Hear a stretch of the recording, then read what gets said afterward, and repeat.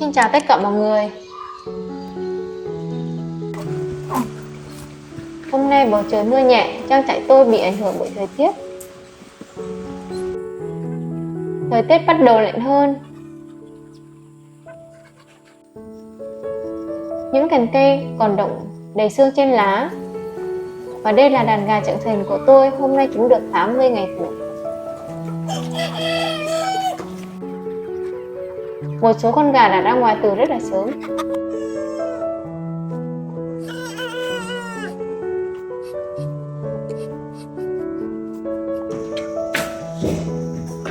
Nếu bà con đang chuẩn bị nuôi gà mới nở mà chưa biết cách làm cây úng thế nào cho đơn giản và tiết kiệm, thì video này mình sẽ chia sẻ cách làm rất là dễ từ những mảnh gỗ có sẵn.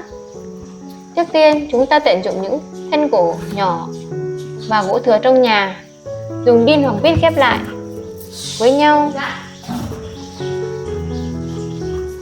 Khi ghép, bà con nhớ chờ khoảng cách vừa phải giữa các thân gỗ để đảm bảo thông thoáng nhưng cũng đủ kín đáo để gà không phải chui ra ngoài.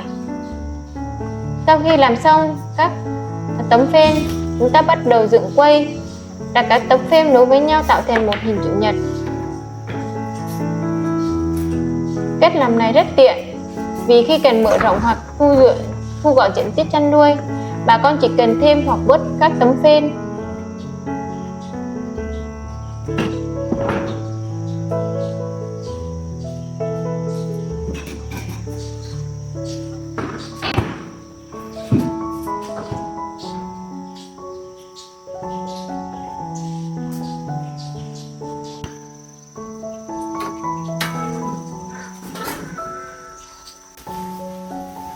Tiếp theo là lót nền chuồng bằng chấu hoặc mùn cưa, dày khoảng 10 cm để giữ ấm và giúp cho nền chuồng khô ráo. Ở giữa quây thêm bóng đèn sưởi để cung cấp nhiệt độ cho gà trong những ngày đầu mới nở. Hoặc chúng ta có thể dùng thêm lò úng như của tôi để giữ ấm cho đàn gà. Bố trí trước khi thả vào con gà mới nở vào, việc rải chấu đúng cách rất là quan trọng để giữ ấm và giúp nền chuồng khô ráo. Đầu tiên, bà con cần dọn sạch sẽ nền chuồng, quét bỏ bụi bẩn và phun thuốc sát trùng trước khi thả để tiêu diệt mầm bệnh. Và sau khi chuồng đã khô hoàn toàn thì chúng ta mới bắt đầu rải chấu. Chấu dùng để đắp chuồng là chấu khô và sạch. Khi rải, bà con phải rải đều khắp chuồng với mật độ dày khoảng 5 đến 7 cm. Lớp chấu này giúp giữ ấm cho gà con, đồng thời hút ẩm từ phân gà hoặc nước rơi xuống nền. Sau khi rải xong nền, dùng cào răng để san lớp chấu để bề mặt chấu được phẳng và đều, giúp gà con di chuyển dễ dàng. Khu vực đặt máng ăn, máng uống có thể rải chấu dày hơn một chút để hạn chế bị ướt.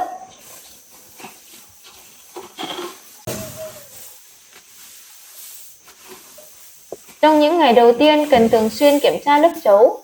Nếu thấy chỗ nào bị ướt hoặc bẩn thì nên thay. Để giữ môi trường khô sạch, rải chấu đúng cách sẽ giúp chuồng nuôi ấm áp, hạn chế bệnh tật và tạo điều kiện tốt nhất để gà phát triển khỏe mạnh ngay từ những ngày đầu tiên.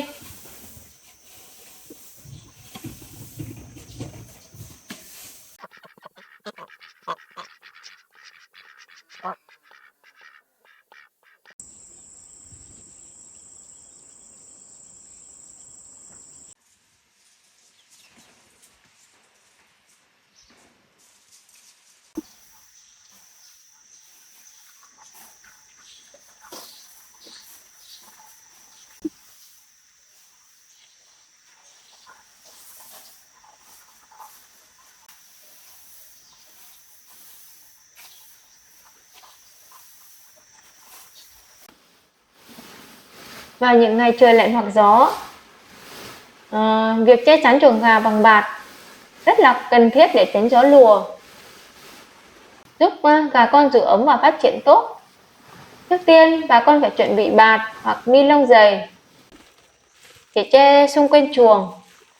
Khi tre nên bắt đầu từ hướng có gió lùa thổi vào chuồng. Treo hoặc cố định những tấm bạt vào khung chuồng bằng dây đinh kẹp vào để bạt không bị gió lùa. Tuy nhiên bà con không nên che kín hoàn toàn chuồng. Tốt nhất chỉ che khoảng 2 đến 3 mặt chuồng, đặc biệt là phía có gió lạnh phần phía trên đầu hoặc một mặt phần trên để hở, hoặc một mặt còn lại để vừa hở vừa phải để chuồng vẫn có thể thông thoáng và tránh bị khí độc tích tụ. Bà cũng nên được kéo xuống gần sát với nền chuồng nhưng vẫn chừa một khoảng nhỏ để tạo độ thông thoáng cho chuồng gà vào ban ngày. Khi thời tiết ấm hơn, bà con có thể mở bạt để chuồng gà thông thoáng hơn. Che bạt đúng cách sẽ giúp hạn chế gió lùa, giữ nhiệt tốt trong chuồng và giúp đàn gà khỏe mạnh hơn trong những ngày đầu nuôi.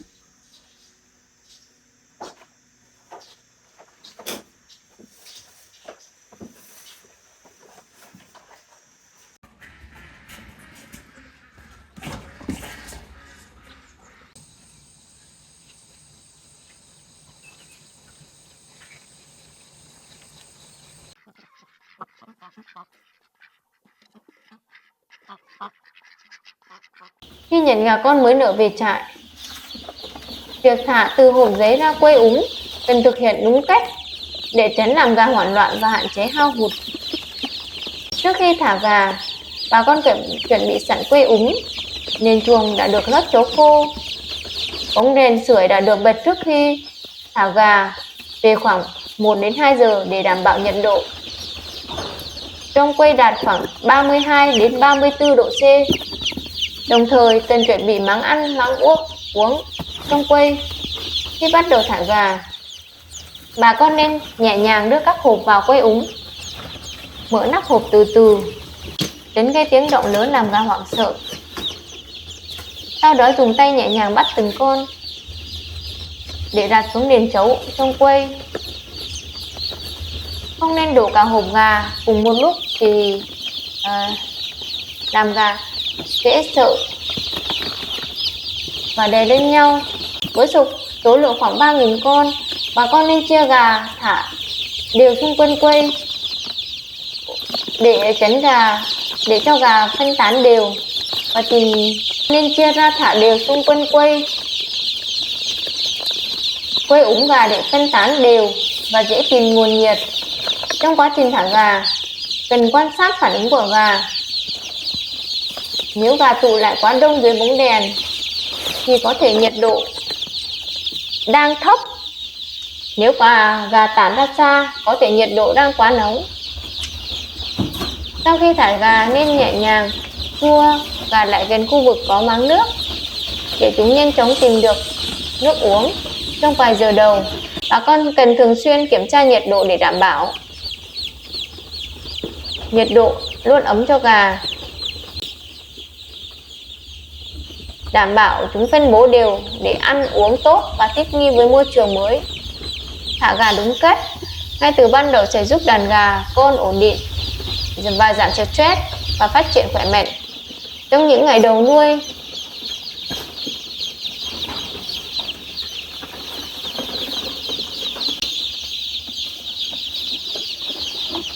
Sau khi thả gà, những chú gà con mồi nở bắt đầu làm quen với môi trường xung quanh. Từng đàn gà nhỏ lông vàng mềm bắt đầu di chuyển lít nhít trên đất trấu khô, tạo thành một khung cảnh rất là sinh động. Ban đầu gà con thường đi chậm và quan sát xung quanh. Chúng tụ lại thành từng nhóm nhỏ dưới bóng đèn sưởi để tìm hơi ấm. Sau một lúc khi quen với môi trường, những chú gà con bắt đầu tản ra khắp nơi để vừa đi vừa kêu những tiếng chích chích. Khi phát hiện được máng nước, từng con gà con sẽ tiến lại gần, cúi đầu nhẹ và uống nước rồi ngẩng đầu lên để nuốt. Chỉ một lúc sau thôi, nhiều con gà cũng kéo đến uống theo, tạo thành một vòng nhỏ xung quanh máng. Ở khu vực đặt mẻ thức ăn, những chú gà con nhanh chóng tụ lại. Chúng dùng những chiếc mỏ liên tục mổ vào những hạt cám, vừa ăn vừa di chuyển xung quanh mẹt. Có con gà ăn xong lại chạy ngay ra chỗ khác, có con lại chạy lại mổ thêm vài hạt nữa. Cả quay úng đêm này trở nên rất sinh động, nhộn nhịp với hàng ngàn chú gà con di chuyển liên tục. Từng bước chân nhẹ nhàng trên lớp trấu, xen lẫn tiếng chip chip vang lên khắp chuồng, tạo một khung cảnh rất là sống động của đàn gà con khỏe mạnh đang bắt đầu những ngày đầu tiên trong quá trình lớn lên. Đối với gà con mới nở, việc đặt máng uống, máng ăn đúng cách rất là quan trọng để giúp gà con dễ tiếp cận với nước và thức ăn, giúp chúng phát triển khỏe mạnh hơn. Trước hết là máng uống. Bà con nên đặt máng uống gần khu vực có bóng đèn sưởi nhưng không quá sát, để gà con vừa giữ ấm vừa có thể tìm được nước uống. Máng nước nên đặt trên mặt phẳng, có thể kê cao nhẹ bằng miếng gỗ mỏng hoặc tấm nhựa để tránh trấu và tiếp bận rơi vào. Trong những ngày đầu, cần kiểm tra và thay nước thường xuyên để đảm bảo nước luôn sạch. Tiếp theo là máng ăn. Máng ăn nên đặt cách máng uống một khoảng vừa phải để gà di chuyển linh hoạt trong quây úng. Không nên đặt tất cả các máng ăn ở một chỗ, mà nên chia thành nhiều máng nhỏ và đặt rải đều trong quây để gà con lúc nào cũng có thể tiếp cận thức ăn và nước uống. Ngoài ra, máng ăn và máng uống cần có chiều cao thấp, phù hợp với gà con để chúng không phải quá cao khi ăn uống. Việc bố trí máng ăn, máng uống hợp lý sẽ giúp gà con ăn uống đều và thuận lợi hơn, hạn chế chen lấn và góp phần giúp đàn gà phát triển đồng đều ngay từ ban đầu.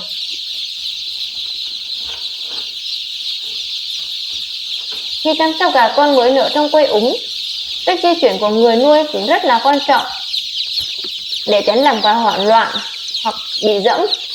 Khi vào quây cho gà ăn hoặc thay nước uống, bà con nên di chuyển nhẹ nhàng, chậm rãi trước khi bước. tránh bước nhanh, giật mình và tạo ra tiếng động, vì gà con sẽ rất sợ và hoảng loạn. Tốt nhất nên là đi dọc theo bờ tường hoặc mép, vừa đi vừa quan sát đàn gà. Khi đặt máng ăn máng uống, bà con nên đặt nhẹ nhàng ở vị trí đã chuẩn bị sẵn, tránh chân vào giữa đàn gà khiến chúng bị dồn lại một góc. Trong lúc di chuyển, cần chú ý những bước chân cẩn thận để không giẫm phải gà con. Gà con còn rất nhỏ và thường chạy sát chân người. Nếu thấy gà con tụ lại quá đông ở một góc, bà con có thể nhẹ nhàng xua nhẹ để chúng tản ra. Ngoài ra, khi chăm sóc gà con, bà con cần cho ăn và thay nước thường xuyên, thực hiện đều đặn vào những khung giờ cố định trong ngày. Điều này có thể giúp gà hình thành một thói quen ăn uống tốt và phát triển ổn định. Di chuyển nhẹ nhàng, cẩn thận trong quây úng sẽ giúp đàn gà con luôn bình tĩnh, ăn uống tốt và hạn chế tối đa tình trạng hao hụt trong những ngày đầu nuôi.